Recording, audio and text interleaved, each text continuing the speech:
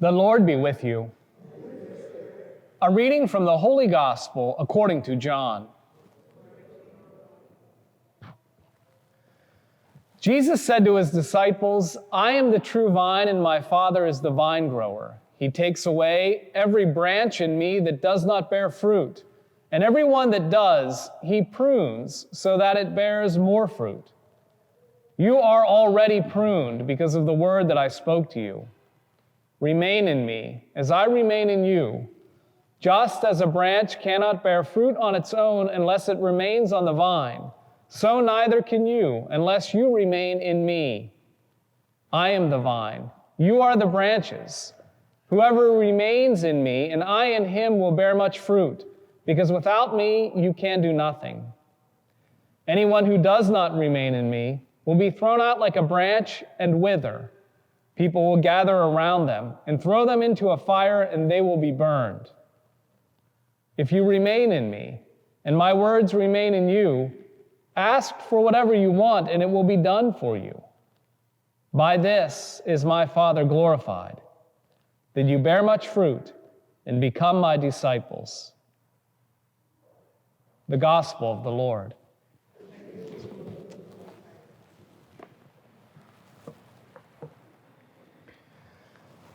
Jesus often uses gardening metaphors in his parables. Consider how often you see gardening parables appear in the gospel.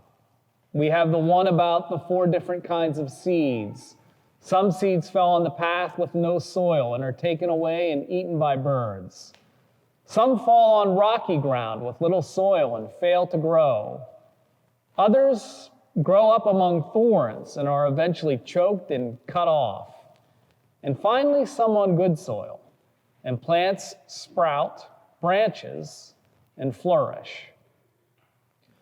Elsewhere, Jesus makes reference to a mustard seed, the tiniest of seeds, that is able to grow from something barely visible into a small tree where the birds come and lodge in its branches.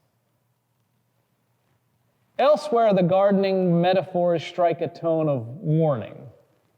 The tenants who rent the vineyard but refuse to return their tribute and ungratefully disparage and dishonor the owner.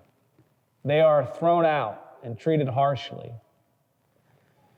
Jesus even chastises a fig tree for its failure to produce fruit.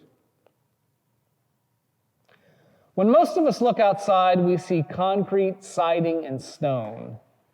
Jesus appeared to see the world as a garden and place of harvest. And he asks us to pray for laborers for that harvest. This parable in today's gospel continues that theme. It can be easy to take this language about vine and branches for granted. By now it is probably familiar to us. We have likely heard it before. But it does add something. It does add something to the garden theme of Jesus' parables. What it adds is the following.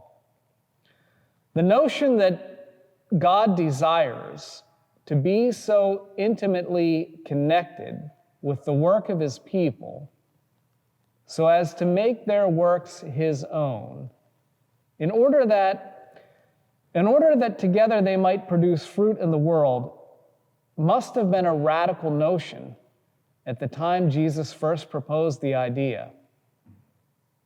And it still remains so. What it means simply is this: God can so inspire our works as to make them his own. No other faith but Christianity believed as much.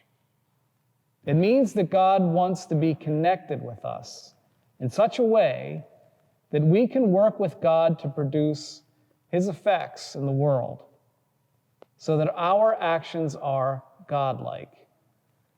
Only Christianity holds this view. Consider when this might have happened for you. Even those of you with shallow faith, can you think of some time where you just might have participated in some godlike action in the world, where you yourself have been a channel between heaven and earth, as though like an artist, you had imprinted on the world the image of something otherworldly.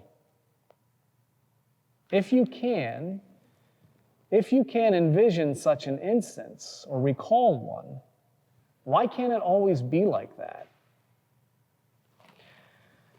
This view of the relationship between humanity and God as something like co-creators certainly stands in stark contrast to the more familiar understanding of the association as one of servant to master. And it consists of far greater depth than one that implies little more than an all-powerful God to whom we ask to do things for us in petitions from time to time. Jesus aims to make us cooperators in our salvation as well as that of others. He wants partners in his enterprise, which means that our activities, when they stem from the right source, can be a channel for the work of God in the world. What greater dignity could we possibly have? This chance we have is what ultimately sets us apart from all other living creatures in the world.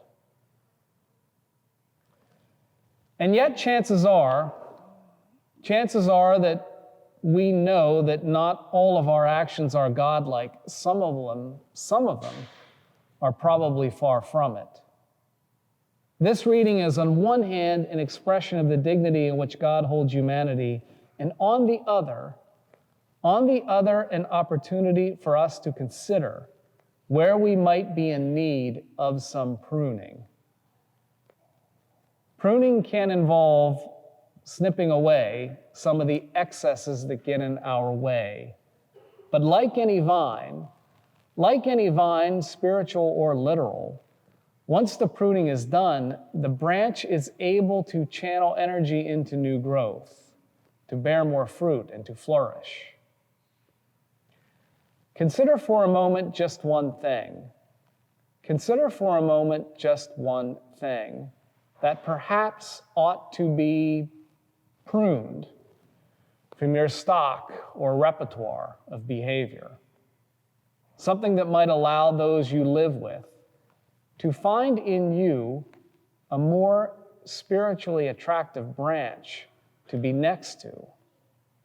One that might allow you to remain more closely fixed to the vine.